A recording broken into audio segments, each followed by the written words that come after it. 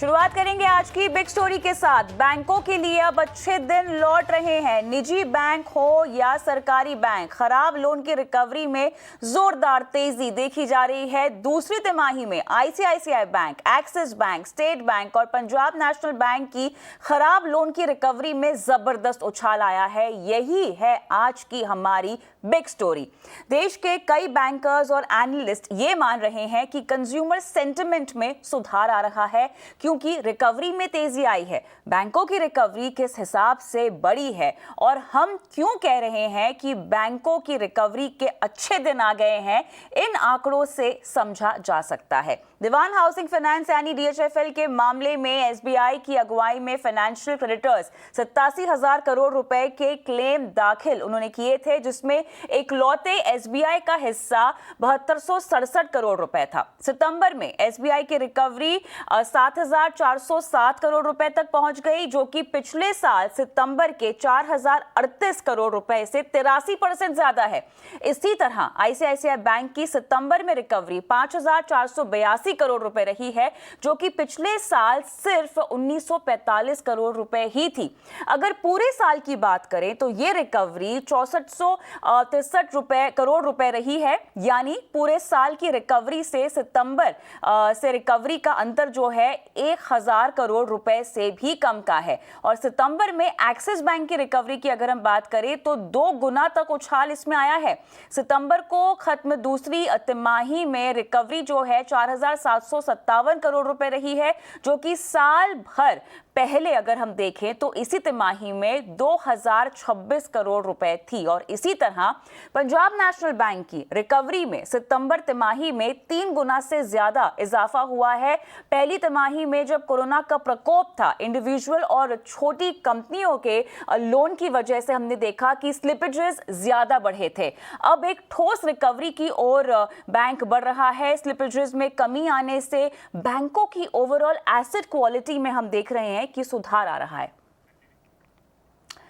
तो union bank के MD और सीईओ राजकिरण राय ने 18 नाउ स्वदेश से एक्सक्लूसिव बातचीत के दौरान कहा कि एनपीए की जो समस्या है वो काफी मुश्किल भरी थी, लेकिन हमने इसका सफलतापूर्वक सॉल्यूशन निकाला, इसको निपटाया है। 2014 में एसेट क्वालिटी रिव्यू शुरू हुआ, इसके बाद ये सफलता की एक कहानी बन गई।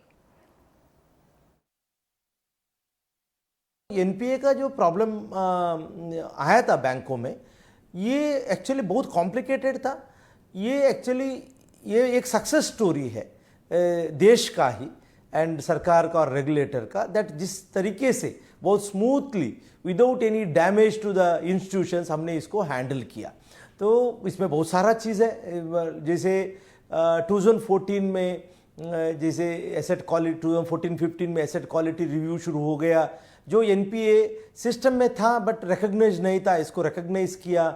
इसके बाद इसको रेजोल्यूशन के लिए आईबीसी कोड आ गया, और इसके बाद जो बैंकों को बोला गया दैट रिकग्नाइज करो और प्रोविजनिंग ठीक से करो, और वो इसमें बहुत सारा लॉसेस हुआ बैंक को, बट कैपिटलाइजेशन अच्छे से हो गया।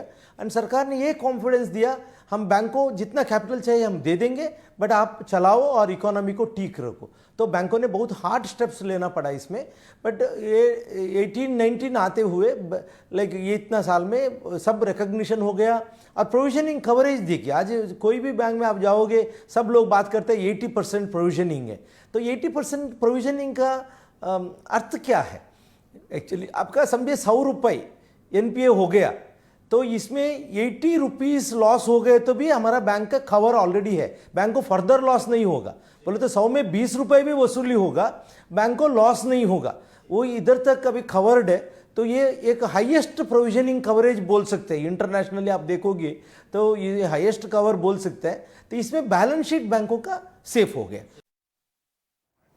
दूसरी ओर देश के सबसे बड़े बैंक एसबीआई के चेयरमैन दिनेश कुमार खारा का कहना है कि हमारी एसेट क्वालिटी काफी अच्छी रहेगी और हमारी रिटेल अंडरराइटिंग मजबूत है।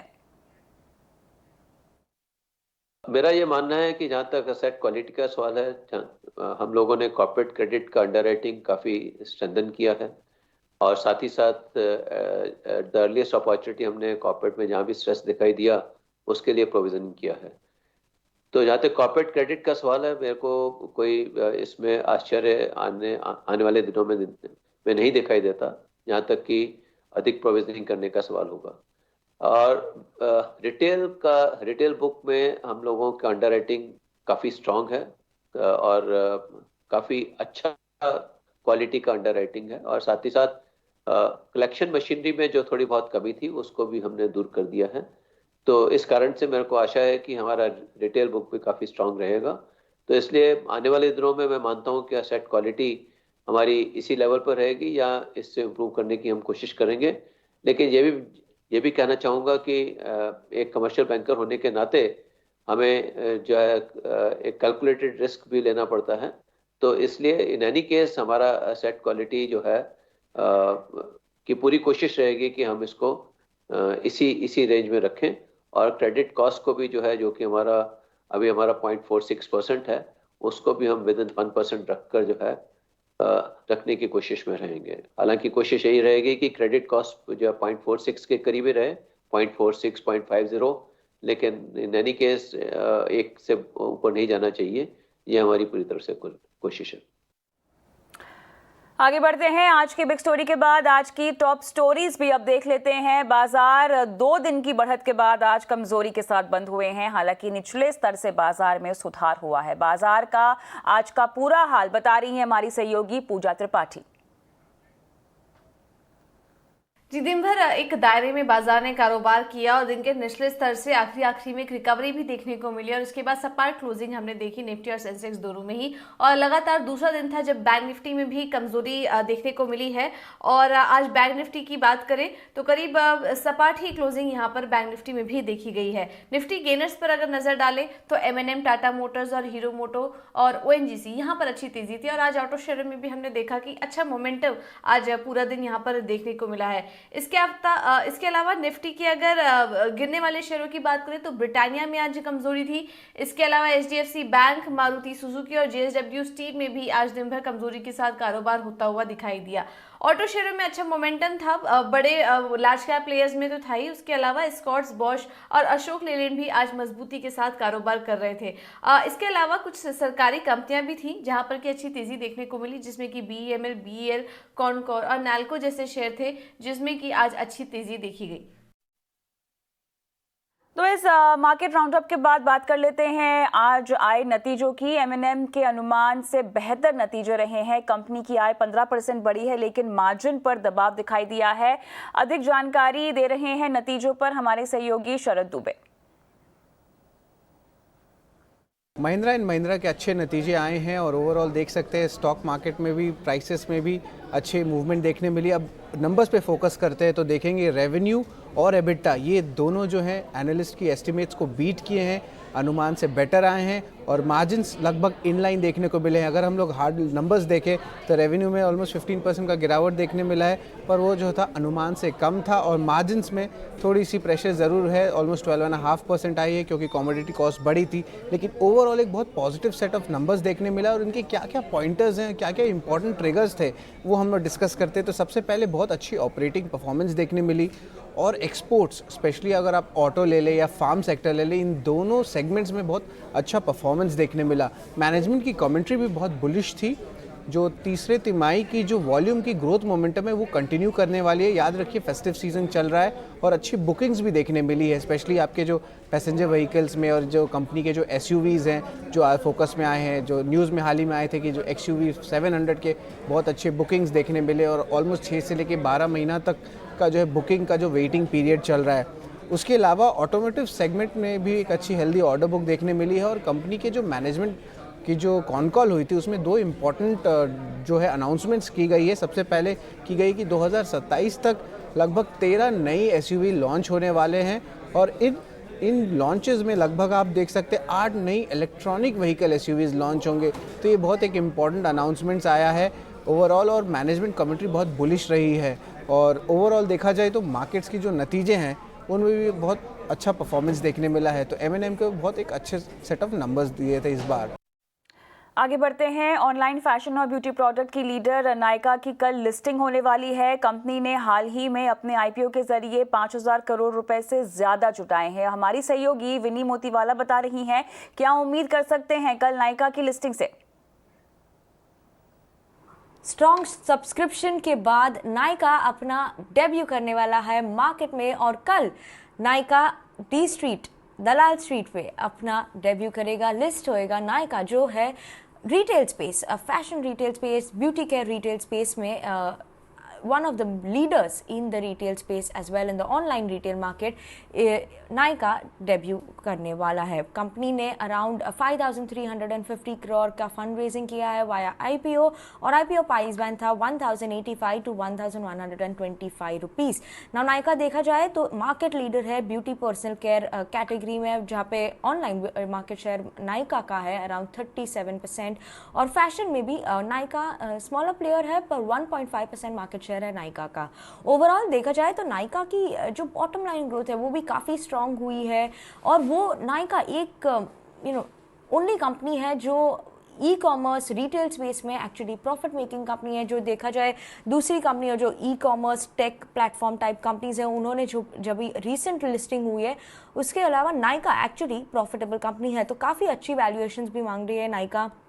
एनालिस्ट के हिसाब से वैल्यूएशन जो है ईवी टू सेल्स की अराउंड 8 टाइम्स है फॉर FY22 एक्सपेक्टेड, तो अच्छी वैल्यूएशंस एक्सपेक्ट करी है नायका अपने लिस्टिंग पे। तो कल देखेंगे कि नायका की लिस्टिंग कैसे होने वाली है। आगे बढ़ते हैं। पेटीएम के आईपीओ को दूसरे दिन भी फीका रिस्पॉन्स ही मिला है। इशू अब तक सिर्फ 48% ही सब्सक्राइब हुआ है। ये इशू कल बंद हो जाएगा और इशू में QIB का हिस्सा 40% ही सब्सक्राइब हुआ है, जबकि रिटेल हिस्सा पूरा सब्सक्राइब हो चुका है। अभी तक रिटेल हिस्सा 1.23 गुना भरा है और कंपनी की योजना इशू के जरिए 18,300 करोड़ रुपए जुटाने की है। ये आईपीओ देश का सबसे बड़ा आईपीओ है। गैर संस्थागत निवेशकों यानी NII का हिस्सा सिर्फ 5% ही भरा है। इशू का प्राइस बैंड 2080 से 2150 रुपए प्रति शेयर है और इसका 6 शेयरों का लॉट साइज है, यानी अगर इसमें निवेश करना चाहते हैं तो न्यूनतम 12,900 रुपए खर्च करने होंगे।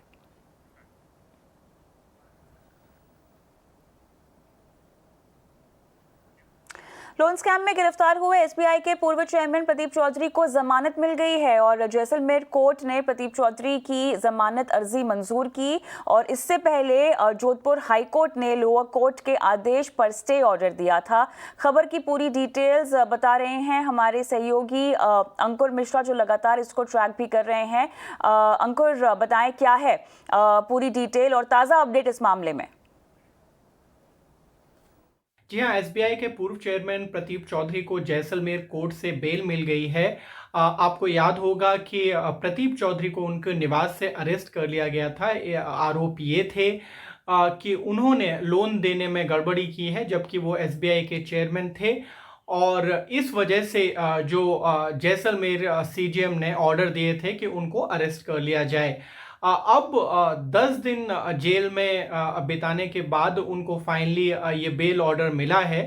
इसके अलावा जैसलमेर हाई कोर्ट ने भी एक सेपरेट पिटीशन में लोअर कोर्ट के ऑर्डर को स्टे कर दिया है। ये जो एप्लीकेशन थी वो एल्केमिस्ट ARC के एम्प्लॉयज़ जो कि अन्य आरोपी हैं केस में, उन्होंने दी थी जैसलमेर हाई कोर्ट ने और फाइनली कोर्ट ने जो लोअर कोर्ट का ऑर्डर था जिसकी वजह से प्रदीप चौधरी को अरेस्ट किया गया था उसको स्टे कर दिया है। अब देखना ये होगा कि प्रदीप चौधरी जी जेल से आज ही रिहा हो पाते हैं और पूरी तरीके से इस मामले में से कब तक बाहर आ पाते हैं। शुक्रिया अंकुर मामले की पूरी अपडेट बताने के लिए। आगे बढ़ते हैं। दिवाली पर रिलीज हुई 3 फिल्में अक्षय कुमार की सूर्यवंशी, रजनीकांत की नाथे और हॉलीवुड फिल्म इटर्नल्स मल्टीप्लेक्स में दर्शकों को वापस लाने में कामयाब रही हैं। वहीं आने वाले 5 महीने में कई बड़ी फिल्में जो है लाइंड अप हैं। तो क्या मल्टीप्लेक्स इंडस्ट्री में रिकवरी शुरू हो गई है? ज्यादा जानकारी के साथ जुड़ रही हमारी सहयोगी कृतिका, आपकी एनालिसिस क्या कहती है? 3 बड़ी मूवीज सूर्यवंशी, अनिथि और इटर्नल रिलीज हुई थी इस दिवाली वीकेंड पे और मल्टीप्लेक्स ओनर्स कहते हैं कि जिस तरीके से उन्हें रिस्पांस मिला, जिस तादाद में लोग आए और देखे इन मूवीज़ को थिएटर्स में, उन्हें लगता है कि बहुत क्लियर साइन है कि पेंट अप डिमांड है। लोग निकलना चाहते हैं और थिएटर्स में आकर मूवी देखना चाहते हैं, वो अपने फैमिली और फ्रेंड्स के साथ टाइम स्पेंड करना चाहते हैं। तो कमल ज्ञान चंदानी जो कि प्रेसिडेंट है मल्टीप्लेक्स एसोसिएशन ऑफ इंडिया के, उन्होंने कहा कि एट प्रेजेंट मल्टीप्लेक्सेस जो हैं वो अराउंड 82% कैपेसिटी पे रन कर रहे हैं। कि जैसे कि हम जानते हैं कि कुछ स्टेट्स जैसे कि दिल्ली, उत्तर प्रदेश, उत्तराखंड, उन्होंने मल्टीप्लेक्सेस को अलाउ किया है कि वो 100% कैपेसिटी अपनी सेल कर सकते हैं, लेकिन महाराष्ट्र और मध्य प्रदेश जैसी कुछ स्टेट्स हैं जिन्होंने सिर्फ 50% कैपेसिटी अलाउ करी है। तो ऑन एन एवरेज 82% कैपेसिटी अगर अलाउड है तो उसमें से उन्होंने इस दिवाली वीकेंड पे अराउंड 70% कैपेसिटी ऑक्यूपेंसी देखी। तो वो कहते हैं कि अभी आगे आने वाले 5 महीनों में काफ़ी सारी बड़ी मूवीज़ जैसे कि लाल सिंह चड्ढा, गंगूबाई काठियावाड़ी, बंटी पब्ली 2, स्पेंसर, मैट्रिक्स और स्पाइडरमैन रिलीज़ होने वाली हैं। तो इन बड़ी मूवीज़ के चलते उन्हें काफ़ी ज़्यादा उम्मीदें हैं कि लोग और निकल के आएंगे और थिएटर्स में जाके मूवीज़ देखेंगे। और उन्हें ये भी लगता है कि इतना ज़्यादा अगर लोगों में है क्रेज़ मूवीज़ देखने का थिएटर में जाकर, तो वो हो सकता है कि नवंबर एंड तक उन्हें अलाउ भी कर दिया जाए, मल्टीप्लेक्सेस को अलाउ भी कर दिया जाए कि वो अपना पूरा का पूरा कैपेसिटी सेल कर सकते हैं। ये काफ़ी कंपेलिंग केस बनाता है। तो वो कहते हैं कि थिएटर काफ़ी अच्छा रिस्पांस मिला है और थिएटर्स हैं अभी उनके लिए काफ़ी अच्छी डिमांड है। शुक्रिया कृतिका। आज रिजर्व बैंक ने डाइनर्स क्लब इंटरनेशनल से रोक हटा दी है और अब नए घरेलू ग्राहक जोड़ने की भी अनुमति इनको मिल गई है। आपको बता दें कि आरबीआई ने डाइनर्स क्लब इंटरनेशनल लिमिटेड पर 23 अप्रैल 2021 से घरेलू ग्राहकों को कार्ड जारी करने पर पाबंदी लगाने की अधिसूचना जारी की थी, जो 1 मई से लागू की गई थी। और आरबीआई ने ये पाबंदी जो है आंकड़ा और दूसरी जानकारी के रखरखाव के नियमों के उल्लंघन करने के कारण पर लगाई थी। रिजर्व बैंक ने डाइनर्स क्लब इंटरनेशनल से रोक हटा दी है और अब नए घरेलू ग्राहक जोड़ने की भी अनुमति जो मिल गई है। तमाम डिटेल्स दे रहे हैं हमारे सहयोगी अंकुर मिश्रा।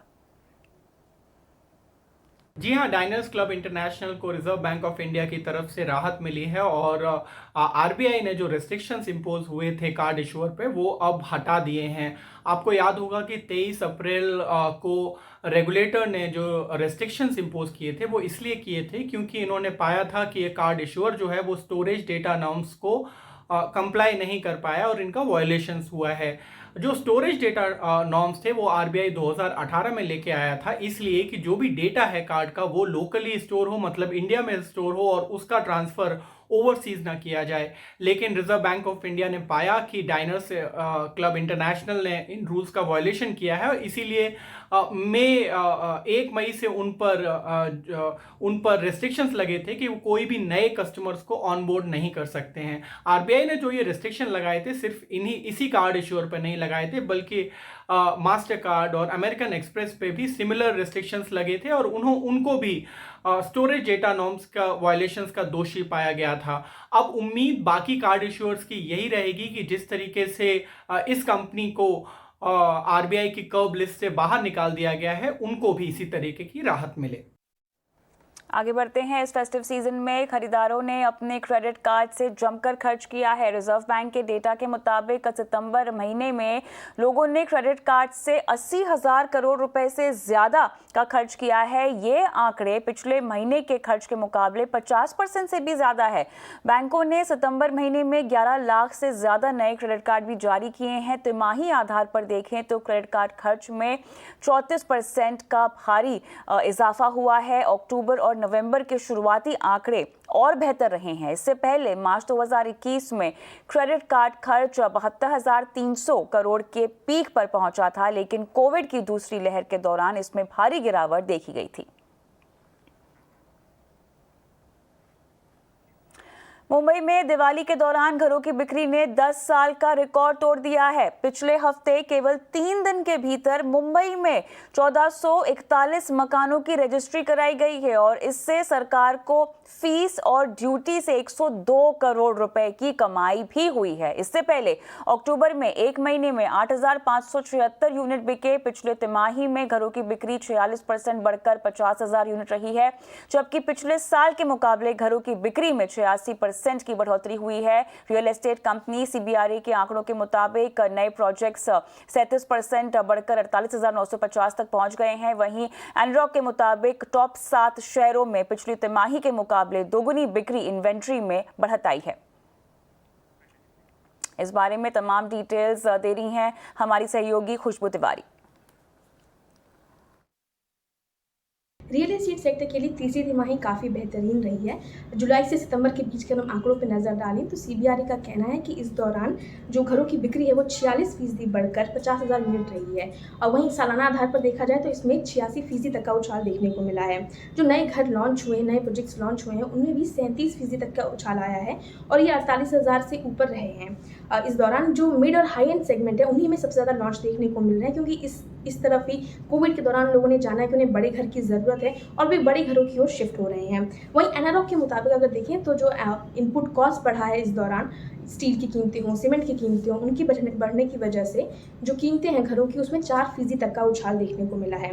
सीबीआरई की रिपोर्ट के मुताबिक पुणे, मुंबई, बेंगलुरु और हैदराबाद में 33 से 13% तक का उछाल आया है घरों की बिक्री में पिछली तिमाही के मुकाबले। ये रेजिडेंशियल मार्केट का जिक्र हुआ। अगर हम देखें कि जो ऑफिस लीजिंग स्पेस है वहाँ कैसा माहौल है तो वहाँ भी काफ़ी ज़्यादा अच्छी बढ़त देखने को मिली है। वहाँ सेंटिमेंट ज़रूर सुधार हुए हैं, लेकिन अभी भी हम लोग जो है वो प्री कोविड स्तर से काफ़ी नीचे ही हैं। ऑफिस लीजिंग में तिमाही आधार पर देखें तो 140% का उछाल आया है और ये 13.5 मिलियन स्क्वायर फीट पर पहुंच गया है। पूरे साल का अब तक का आंकड़ा देखें तो ये 25 मिलियन स्क्वायर फीट पर है। इसमें रिटेल सेगमेंट में फैशन, सुपरमार्ट, एपरल सेगमेंट से काफ़ी अच्छी बढ़त देखने को मिली है। सीबीआरई का कहना है कि वर्क फ्रॉम होम जो आगे है वो ज़्यादा समय तक जारी नहीं रहेगा। उनके मुताबिक महीने में 1 दिन या उससे भी कम रह सकता है, या हफ्ते में 1 दिन होगा कि जो वर्क फ्रॉम होम उनकी या रिमोट काम करने की इजाज़त होगी, जिसकी वजह से जो ऑफिस लीजिंग स्पेस है उसमें उछाल देखने को मिला है। तो ये पूरा ब्यौरा रहा तीसरी तिमाही का। लेकिन अगर हम फेस्टिव सेल की बात करें तो जो नवंबर का पहला हफ्ता रहा है यानी दिवाली वाला हफ्ता, उस दौरान ही नाइट फैंक के मुताबिक 1400 से ज़्यादा घर बिके हैं सिर्फ मुंबई में। और जो अक्टूबर का महीना रहा है मुंबई के लिए वो पिछले 10 साल में सबसे ज़्यादा बेहतरीन रहा है बिक्री के मोर्चे पर। आगे बढ़ते हैं। महाराष्ट्र की ठाणे महानगर पालिका ने वैक्सीनेशन को बढ़ावा देने के लिए नो वैक्सीन नो सैलरी का फरमान जारी किया है। कॉर्पोरेशन के मुताबिक वैक्सीन की एक भी डोज ना लेने वाले कर्मचारियों का वेतन रोका जाएगा। वहीं तय वक्त में दूसरी डोज ना लेने वाले कर्मचारियों को भी सैलरी नहीं मिलेगी। महानगर पालिका ने सारे स्टाफ मेंबर्स को अपने अपने दफ्तर में वैक्सीन सर्टिफिकेट जमा कराने के आदेश दे दिए हैं। ठाणे म्यूनिसिपल कॉर्पोरेशन ने नवंबर के आखिर तक 100% वैक्सीनेशन का लक्ष्य भी रखा है, जिसे पूरा करने के लिए सभी नागरिकों से सहयोग भी मांगा है।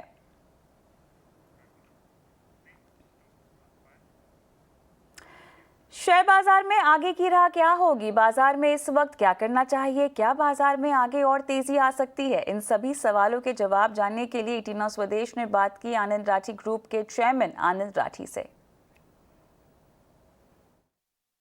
इस समय बाजार में क्या करना चाहिए आपके हिसाब से? आपका व्यू क्या बन के आ रहा है? ओवरऑल देखा जाए बुल मार्केट बहुत ज़बरदस्त तेज़ी में है। एक ब्रॉड व्यू अगर आप शेयर कर सकें हमारे दर्शकों के लिए। जैसे आपने ठीक कहा, तेजी मंदी के दौर तो चलते रहते हैं। इस बार जो दौर आया तेजी का, वो मुझे लगता है कि एक थोड़ा लॉन्ग बुल रन लगता है मुझे। ये नहीं कह रहा हूँ कि बहुत तेजी से वाली मार्केट बढ़ेगा, पर बुल रन मतलब मार्केट तेजी में ही रहेगा, क्योंकि कई फैक्टर्स अगर देखें ना, अभी कई मेजर फैक्टर्स चेंज हो रहे हैं। इंडिया में जो जितने पहले रिफॉर्म्स हुए उनका इफेक्ट आ रहा है। एक ग्लोबल इकोनॉमी जो है तेजी से बढ़ रही है, लिक्विडिटी मार्केट्स में बहुत फैली हुई है, और चाइना का एक कारण से भारत के लिए एक अच्छा मौका है अपने एक्सपोर्ट्स और दूसरे बिजनेस बढ़ाने का। तो ये सब देखते हुए मुझे लग रहा है कि ये मार्केट जो है इस बार जो चला है, इसलिए पिछले 4-5 साल में बहुत तेजी नहीं आई थी, एक साल में मतलब नीचे जाके फिर तेजी आई। तो ये मुझे लगता है कि ये तेजी जो है साइडवेज में थोड़ा रिएक्शन आगे पीछे होकर लॉन्ग टर्म तेजी का माहौल रहेगा, ऐसा मेरा मानना है।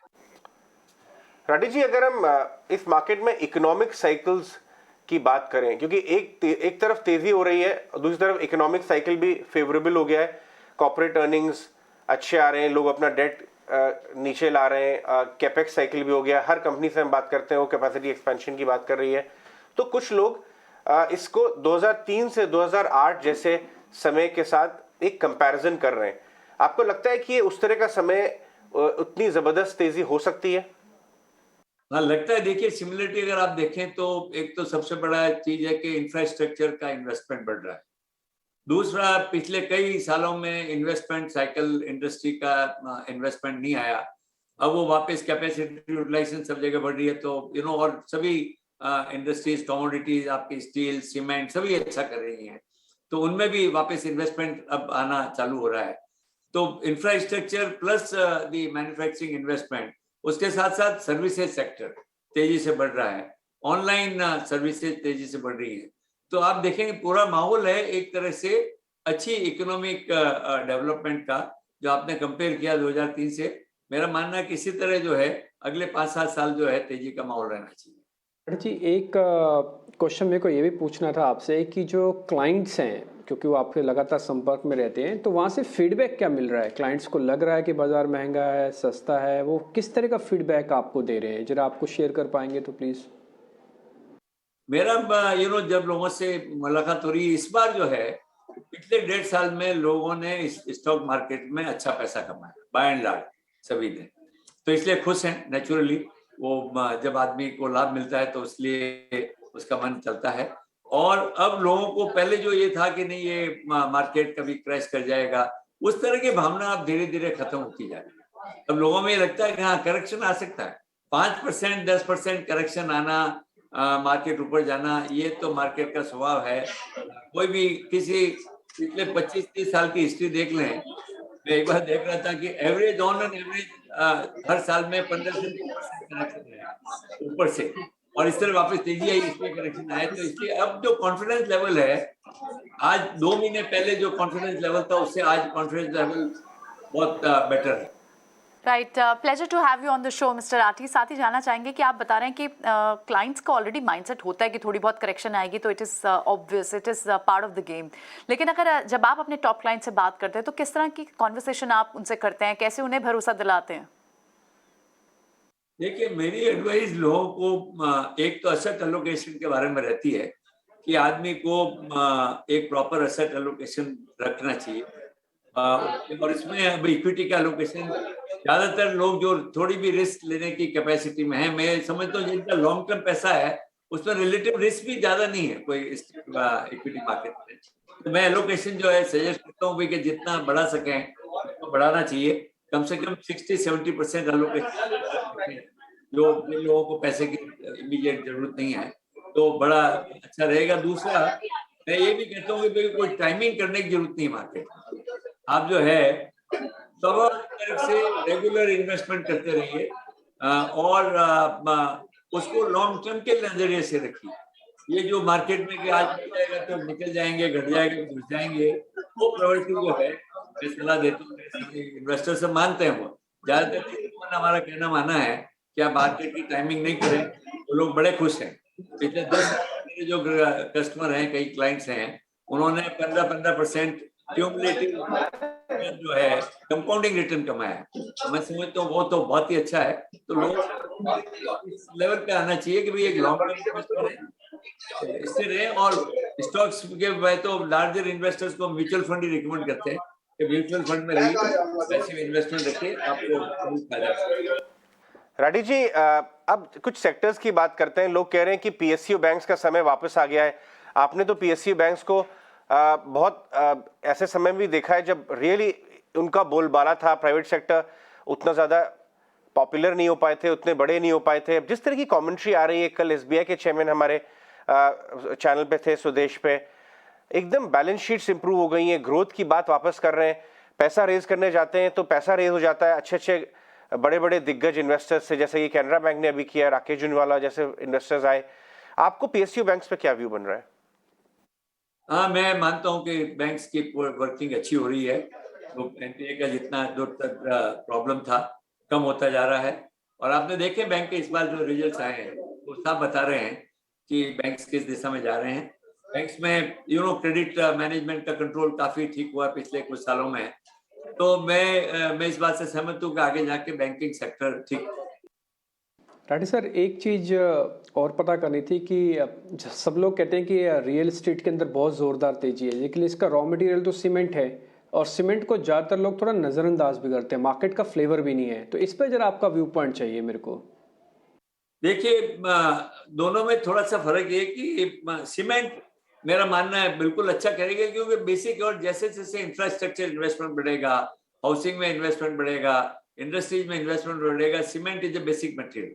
और धीरे धीरे जैसे सरकारें भी अब रोड्स में सीमेंट का ज्यादा काम ले रही हैं, तो cement I think is going to do very well. उसमें क्या है, एक एंट्री बैरियर है क्या, लाइमस्टोन के रिजल्ट जो हैं वो तो लिमिटेड हैं और लिमिटेड जगह है, तो इसलिए ऐसा बहुत ज्यादा उसमें विस्तार करना तेजी से संभव भी नहीं है, तो इसलिए सीमेंट जरूर अच्छा करेगा। रियल एस्टेट में भी अब बदलाव चालू हो गया है क्योंकि रियल एस्टेट में पुराना सप्लाई का प्रेशर बना हुआ है, उसके कारण जरूर समय लगेगा रियल एस्टेट को तेजी आने में, पर सेल्स जरूर बढ़ रही हैं, डिमांड, कंज्यूमर डिमांड बढ़ती जा रही है और real estate as a sector will do well. So real estate अच्छा करेगा और साथ ही सीमेंट स्पेस अच्छा करेगा। लेकिन अगर हम पीएसयू स्पेस की स्पेसिफिक बात करें तो आपको वहाँ पर कहाँ आपका फोकस होगा? पीएसयू कैटेगरी कौन सी पसंद आती है आपको? मेरा भी मानना है कि पीएसयू में थोड़ा सा गवर्नमेंट का प्रेशर है, एफिशिएंसी बढ़ाने बढ़ भी रही है, और कई पीएसयू तो वास्तव में अच्छे, मतलब they have been efficient always, पर जब से ये थोड़ा प्राइवेटाइजेशन का माहौल बना है उससे भी कुछ प्रेशर बढ़ा है मैनेजमेंट्स के ऊपर, वर्कर्स के ऊपर, सबके ऊपर, तो इसलिए पीएसयू में स्कोप अच्छा है, क्योंकि जहाँ हिडन एफिशिएंसी होनी चाहिए है वो अब लाने की संभावना है। परंतु सबसे बड़ा जो माहौल अभी प्राइवेटाइजेशन का जो सरकार ने अनाउंस किया है जैसे that's a great I think done, इससे माहौल ही बदल रहा है। तो इस एक्सक्लूसिव बातचीत के बाद वक्त हो गया छोटे से ब्रेक का। ब्रेक के उस पार बताएंगे मनी मंत्रा में क्या रहा आज खास और मिलवाएंगे आपको हमारे आज के स्वदेश हीरो से। बने रहें।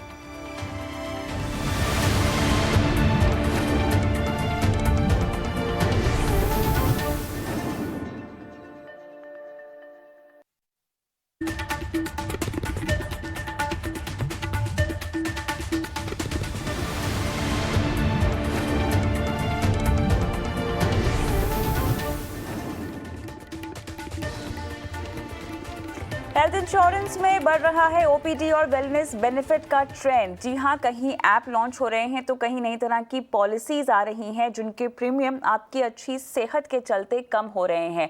तो क्या है ये नया ट्रेंड, देखिए मनी मंत्रा में आज।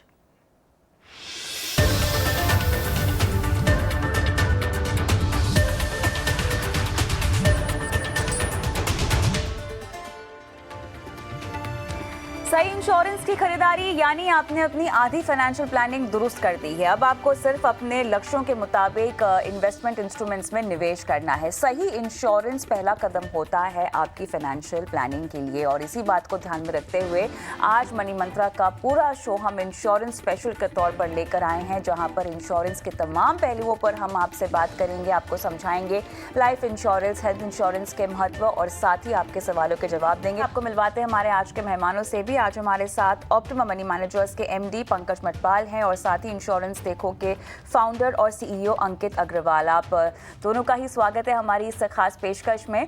आज हम बात करने वाले हैं आईसीआईसीआई लोम्बार्ड की तरफ से बी फिट सर्विस की। सबसे पहले ये किस तरह की सर्विस है, किस तरह के पॉलिसी होल्डर इसका इस्तेमाल कर सकते हैं, इसको लॉन्च करने के पीछे क्या वजह है और क्या क्या फ़ायदे आपको दिए जा रहे हैं इस सर्विस के एवज में, इन्हीं तमाम मुद्दों पर हमारा फोकस होगा। तो Pankaj ji, be fit service ICICI Lombard की तरफ से क्या है और क्या आईसीआईसीआई के जो हेल्थ इंश्योरेंस पॉलिसी होल्डर्स हैं वो इसका इस्तेमाल कर सकते हैं? बिल्कुल कविता, ये एक वैल्यू एडिड सर्विस है यानी कि जो ऑलरेडी इंश्योरेंस के इंश्योर्ड पीपल हैं, यदि हॉस्पिटल में एडमिट होना पड़ा तो उस केस में जो आपका खर्चा है वो सब खर्च आपका रिएम्बर्स होगा या वो कैशलेस होगा।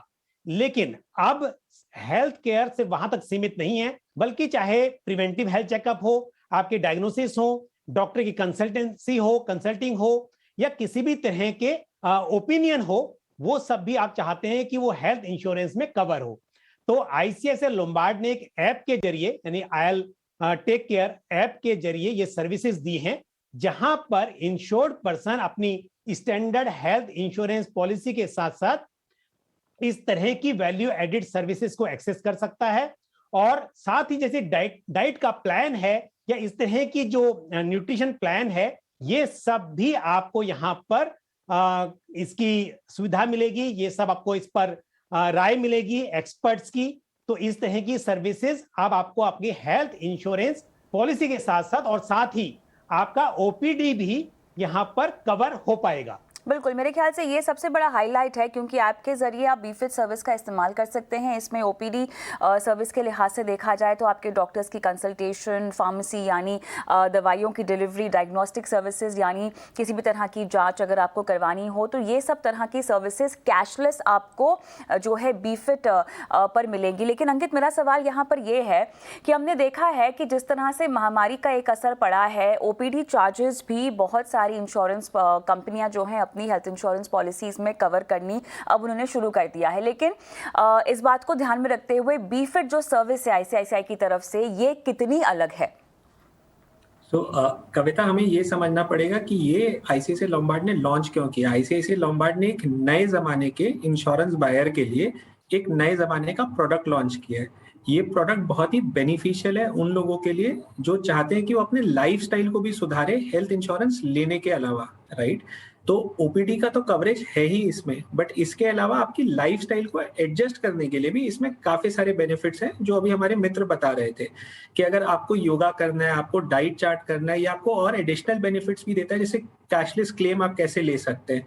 अगर आपको अपने डाइट चार्ट को चेंज करवाना है, वो उसके भी बेनिफिट देता है, राइट। तो this is a very beneficial feature which has been launched for existing ICICI Lombard customers. तो ये आप एडिशनली नहीं ले सकते, जो अगर आप एग्जिस्टिंग कस्टमर हैं तो ही आपको ये फीचर मिलेगा। अच्छा पंकज जी, मुझे ये समझाएं कि अगर मेरे पास ऑलरेडी एक हेल्थ इंश्योरेंस प्लान है आईसीआईसीआई की तरफ से, किसी भी तरह के हेल्थ इंश्योरेंस पॉलिसी होल्डर इस सर्विस का फ़ायदा उठा सकते हैं। और जब आप कैशलेस की बात करते हैं तो क्या किसी भी तरह की कोई भी यहाँ पर कॉस्टिंग एक्स्ट्रा कॉस्टिंग या एक्स्ट्रा प्रीमियम के तौर पर आपको कुछ चार्जेस नहीं चुकाने पड़ेंगे? दो सवाल हैं। पहली बात तो बिल्कुल ये एग्जिस्टिंग कस्टमर्स हैं, वो इस सर्विस का फायदा उठा सकते हैं। और जहां तक कॉस्ट का सवाल है, मैं बहुत क्लियर नहीं हूं इसके बारे में कि इसकी कोई एडिशनल कॉस्ट है।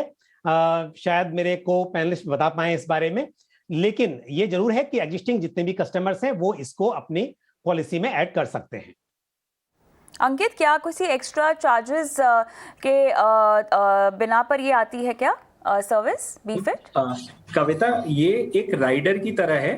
अच्छा। आप एग्जिस्टिंग पॉलिसी के साथ इसको खरीद सकते हैं। और आपका जो सवाल था अराउंड कैशलेस, राइट, तो ये किसी भी नॉर्मल हेल्थ इंश्योरेंस पॉलिसी की तरह है कि अगर आपने जो कैशलेस अवेल किया है, आपके पॉलिसी में जितना कवर्ड है वो कैशलेस आपको रिम्बर्समेंट मिल जाएगा। उसके बियॉन्ड जो पैसे होंगे वो जो भी पेशेंट होगा या जो भी पॉलिसी होल्डर होगा उसको हॉस्पिटल से डिस्चार्ज होते वक्त वहां पे अदा करना पड़ेगा। ऑलराइट, चलिए, ज़रूरी है कि आप अपने हेल्थ कवरेज के लिए अलग से एक रणनीति बनाएं। यहाँ पर आप चाहें तो म्यूचुअल फंड के जरिए निवेश की रणनीति बना सकते हैं। अगर आपके पास एक इमरजेंसी फंड है तो उसमें आप हेल्थ केयर फंड को भी ऐड करें, यानी कुछ और पैसे आप अपने इमरजेंसी फंड में जोड़ दें जो कि कंटिजेंसी के लिहाज से आप इस्तेमाल कर सके। और जितनी भी हेल्थ इमरजेंसीज हो, आप उन पैसों को, क्योंकि एक्स्ट्रा पैसे आपके हाथ में होना बहुत ज़रूरी है, भले ही आपके पास तमाम तरह की पॉलिसियाँ हो, तमाम तरह की कवरेजेस हो, आपके पास जो बढ़ते हुए खर्चे हैं मेडिकल एक्सपेंसेस के, उनके लिए एक अलग से कंटिजेंसी प्लान होना जरूरी है।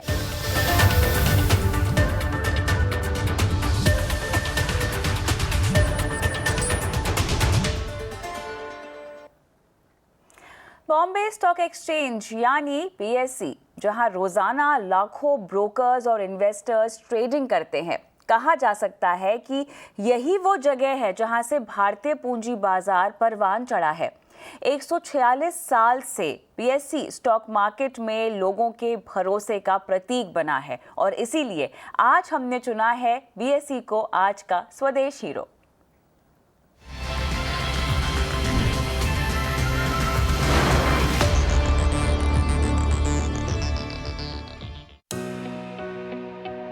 दलाल स्ट्रीट की ये आसमान छूती इमारत जो शेयर बाजार के 150 से ज्यादा सालों की कहानी बयां कर रही है।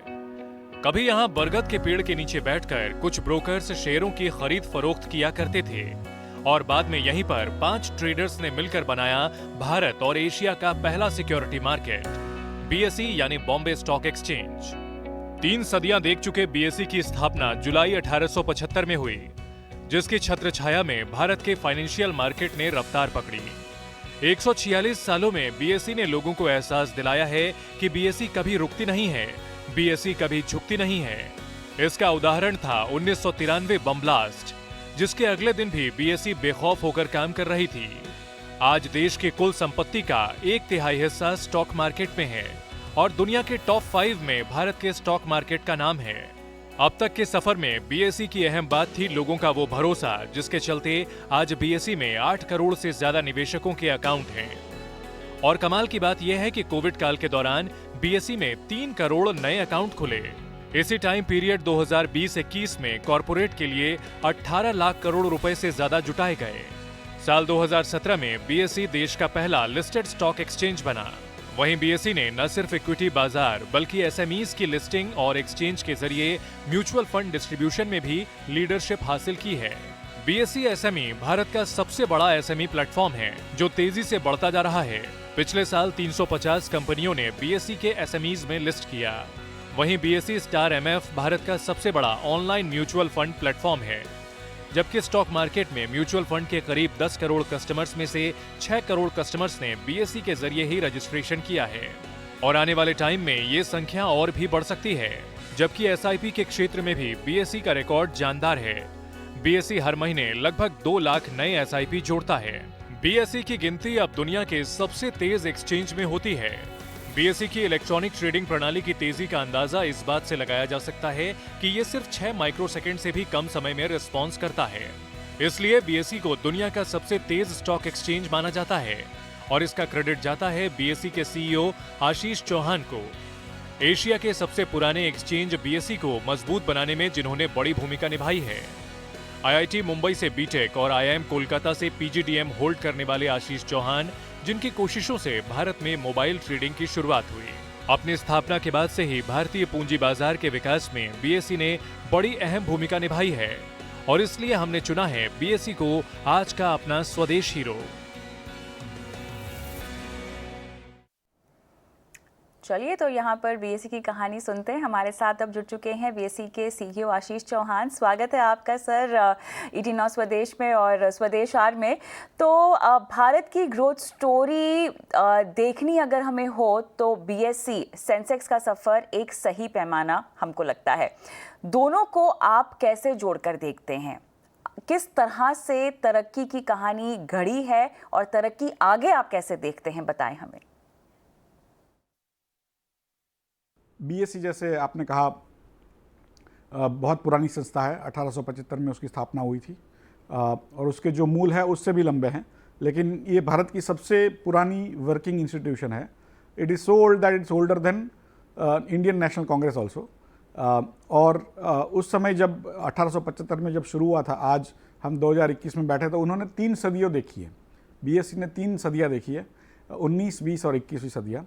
और उसमें आज जब हम देखते हैं तो भारत का टोटल जो वेल्थ है, भारत की जो संपत्ति है, उसका 1/3 से भी ज़्यादा हिस्सा स्टॉक मार्केट के अंदर इक्विटीज़ में जो निवेश किए है उसका हिस्सा है। तो करीब करीब जो ये फ्रेमवर्क जो स्टॉक मार्केट्स में बनाया बीएसई ने पिछले 145-146 सालों से, उसमें सबसे महत्व का रहा ट्रस्ट, कि जब आप कोई कंपनी में निवेश करते हो तो एक तरह से आप कंपनी के जो मैनेजमेंट है उसको ट्रस्ट करते हो और कंपनी में भागीदार बनते हो। और अननोन जिसको आप जानते भी नहीं है वो कंपनी के हिस्सेदार आप बनते हो, कंपनी के भागीदार आप जब बनते हो तो आपको एक पूरी तरह से भरोसा है कि बीएसई का और सरकार का जो भी तंत्र है वो आपके पैसे को अच्छी तरह से यूज़ करवाने देगा, और उसमें जब प्रॉफिट मिलता है कंपनी में तो उसका जो हिस्सा आपको मिलना चाहिए वो मिलता रहेगा। तो मुझे लग रहा है ये पूरा जो तंत्र बना हुआ है 146 सालों से वो बहुत अच्छी तरह से सुदृढ़ तरीके से चल रहा है। गवर्नमेंट ने भी सेबी की रचना की 1990s में, और आज एक तरह से भारत सबसे बेहतर मार्केट्स में गिना जाता है। वर्ल्ड के 5 से टॉप 5 और टॉप 6 कंट्रीज़ में उसका नाम आता है। बिल्कुल, लेकिन अगर हम देखें एक तरह से आशीष जी, तो कई दशकों से बीएसई निवेशकों के साथ चला है, तब और अब मार्केट में जो इन्वेस्टर्स हैं उनमें उनके माइंडसेट में किस तरह का बदलाव आते हुए आपने देखा है? पहले जो निवेशक होते थे थोड़े कॉशियस होते थे, और क्योंकि ये जो स्टॉक मार्केट की पद्धति है वो पूरे भारतवर्ष में एक तरह से उसका प्रचार नहीं हुआ था, तो सिर्फ गुजरात और महाराष्ट्र के तक ही सीमित थी, और थोड़े बड़े शहर जैसे दिल्ली या कलकत्ते में कई लोग निवेश करते थे। लेकिन पिछले 10 सालों में इंफॉर्मेशन टेक्नोलॉजी के जो एम्प्लॉयज़ हैं जो बहुत अधिक कमाते हैं और अधिक बचत भी करते हैं, तो वो भी एक तरह से निवेश करना चाहते हैं। और बैंकों में जो जब फिक्स डिपॉजिट हम रखते हैं तो उसमें आजकल कम इंटरेस्ट मिलने लगा है, तो वो लोग भी स्टॉक मार्केट की तरफ उनका झुकाव बढ़ा है। रिटायरीज जो है जो अपने पैसे को ज़्यादा एक तरह से सेफ रखना चाहते हैं, वो भी क्योंकि बैंकों में आज निवेश करने से, फिक्स डिपॉजिट में रखने से या सेविंग बैंक में रखने से बहुत कम इंटरेस्ट मिलता है, तो वो लोग भी जो है स्टॉक मार्केट की तरह आकर्षित हुए हैं। जो यंगस्टर्स है 18 साल 19-20 साल के जो लड़के लड़कियां हैं, वो भी आज मोबाइल के द्वारा स्टॉक मार्केट में डायरेक्ट या इनडायरेक्टली निवेश करने का मतलब है कि आप म्यूचुअल फंड के जरिए या कोई पोर्टफोलियो मैनेजमेंट स्कीम के जरिए भी आप निवेश करते हैं। तो पिछले 1.5 साल के अंदर अंदर जब से कोविड शुरू हुआ है तब से बीएसई में करीब 3 करोड़ नए इन्वेस्टर अकाउंट्स खुले हैं, जबकि पूरे 144 साल में उसके पहले सिर्फ 5 करोड़ अकाउंट खोले थे। तो करीब 60% जो ज़्यादा नए अकाउंट्स ये कोविड के दरमियान खुले हैं, क्योंकि लोग भी घर पे बैठे हुए थे, लोग भी टेलीविज़न देख रहे थे और उनको लग रहा था कि भाई हम भी इसमें निवेश कर सकते हैं। थोड़ा एक उनको समझ भी मिली और उसी की वजह से बहुत ज़्यादा लोग स्टॉक मार्केट की तरफ आए हुए हैं। लेकिन बीएसई का सफ़र यहाँ तक नहीं थमा है। हम देख रहे हैं कि अब आप एसएमईज के लिए भी प्लेटफॉर्म बनकर उभरे हैं। इनोवेशन सैंडबॉक्स भी लॉन्च किया है। किस तरह के डाइवर्सिफिकेशन का प्लान है, क्या योजना है? पिछले साल में 2020-21 में हमने 18 लाख करोड़ से अधिक पैसे इंडियन कॉर्पोरेट्स के लिए जुटाए, करीब $250 बिलियन, जो पिछले सालों की मात्रा में बहुत अधिक थे। और कोविड के दौरान इतने पैसे इकट्ठा करना आसान नहीं होता है, और लोगों को वो भी लगता था कि भारत की मार्केट में उतना दम नहीं है जो इतने ज़्यादा पैसा वो लोग जमा कर सके। लेकिन बीएसई बॉन्ड्स जो प्लेटफॉर्म है उसके द्वारा हमने उसको भी एक तरह से अच्छा अनुशासित किया है, और इसी की वजह से ज़्यादा से ज़्यादा लोग आज बॉन्ड्स में भी निवेश कर रहे हैं। म्यूचुअल फंड्स में आज बीएसई करीब एक महीने में 1.5 करोड़ से अधिक ट्रांजैक्शंस करती है। बिल्कुल यही जानना था हमें, क्योंकि म्यूचुअल फंड्स में हम देख रहे हैं छोटे निवेशकों का रुझान बढ़ा है। छोटी एसआईपी से भी बड़ी रकम वो जुटा पा रहे हैं। ये बताएं हमें, म्यूचुअल फंड्स के आपके पोर्टल को आखिर किस तरह का रिस्पॉन्स मिला है, क्योंकि यहाँ पर हम देख रहे हैं कि लोगों को म्यूचुअल फंड्स में निवेश के लिए बढ़ावा मिल रहा है।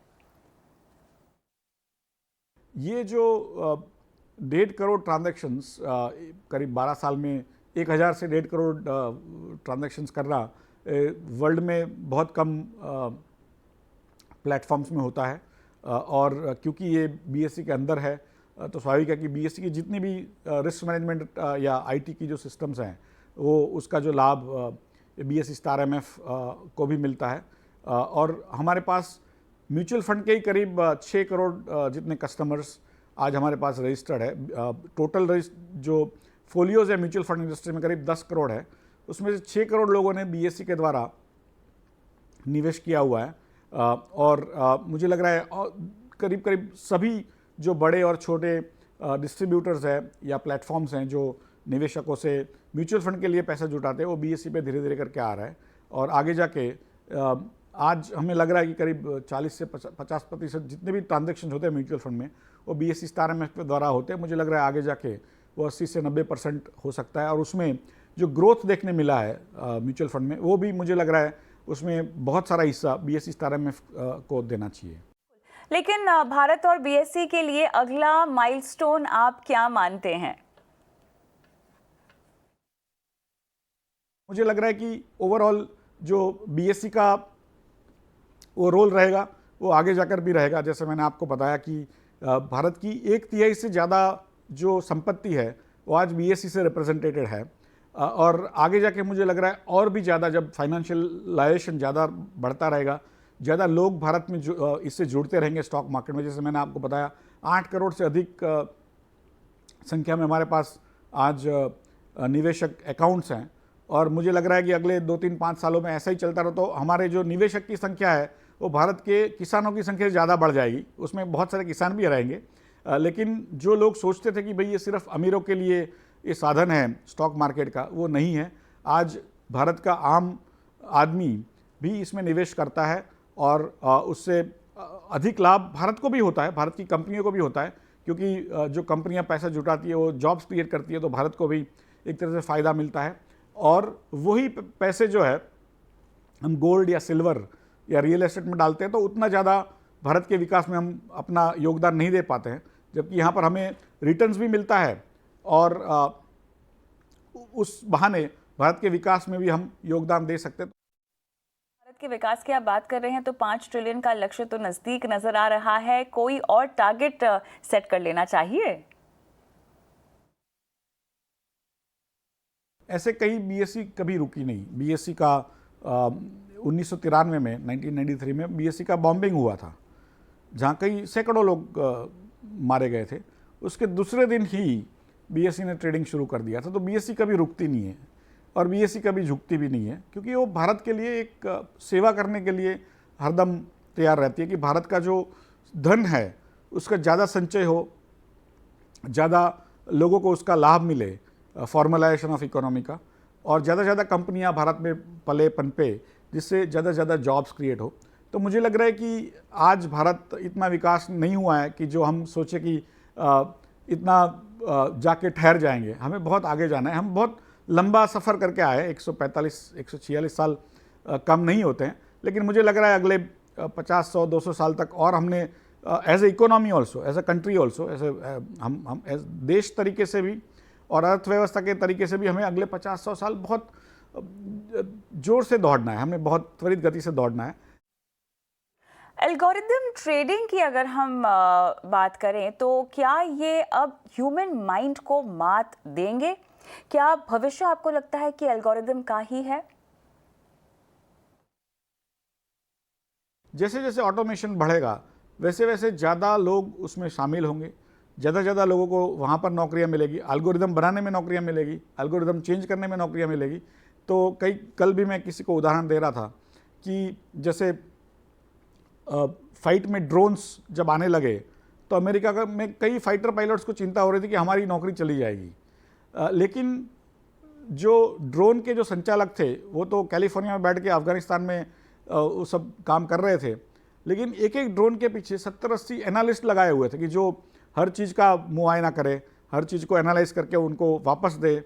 तो जो एक फाइटर पायलट की जॉब कम हुई होगी, लेकिन उसके सामने दूसरे 100 लोगों को और नौकरियां मिलने की संभावना होती है। तो मुझे लग रहा है कि जो ऑटोमेशन होती है उसका एक फ़ायदा ज़रूर होता है जो उसको पहली फर्स्ट स्टेज में अपनाता है या सेकंड स्टेज में अपनाता है, और उस एक बाद में धीरे धीरे करके सभी लोग अपना लेते हैं। लेकिन उसकी वजह से जो ट्रांसपेरेंसी मिलती है, जो नई चीज़ें बनती है, मुझे लग रहा है उससे ज़्यादा से ज़्यादा अधिक जॉब्स क्रिएट होती है, अधिक फ़ायदे बनते हैं।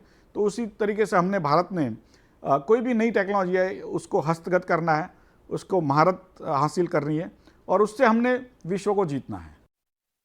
बिल्कुल आशीष जी, बहुत बहुत शुक्रिया हमसे बात करने के लिए और आपकी तमाम योजनाओं के लिए भी आपको ढेरों शुभकामनाएं।